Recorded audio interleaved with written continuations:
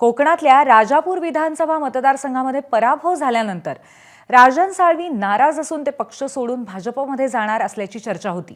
मात्र त्यांनी आज पत्रकार परिषद घेऊन या चर्चांना पूर्णविराम दिलाय। 2024च्या पराभवाला आम्ही सामोरे गेलो आहोत।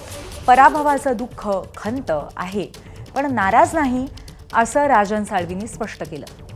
दरम्यान भाजप किंवा शिंदेंच्या माध्यमातून मला समजतंय की मी नाराज आहे, मी भाजपच्या वाटेवरती आहोत, शिंदे गटाच्या वाटेवरती आहोत, तसं काही नाही।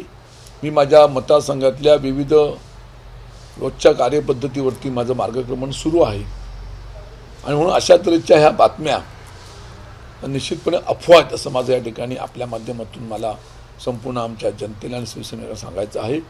हा निष्ठावंत सैनिक बाळासाहेबांचाच राहणार याबद्दल कुठची माझ्या मनामध्ये शंका नाही। तर बाळासाहेबांचा निष्ठावंत शिवसैनिक असल्याची पुन्हा एकदा कुठेतरी अधोरेखित करत राजन साळवी यांनी आपण पक्षाशी एकनिष्ठ राहणार असल्याचा संकेत दिलाय।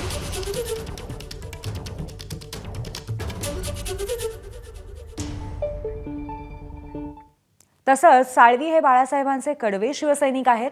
पराभवामुळे साळवी व्यथित झाले होते, पण संपर्क झालेला आहे अशा पद्धतीची माहिती दिलेली आहे संजय राऊत यांनी। राजन साळवींविषयी म्हणा, ते कडवट शिवसैनिक आहेत, आमदार राहिलेत 3 ते 4 वेळा आणि माझं त्यांचं बोलणं झालं तेव्हा त्यांनी त्यांच्या मनातली खंत नक्की व्यक्त केली। ती स्थानिक पातळीवरची होती।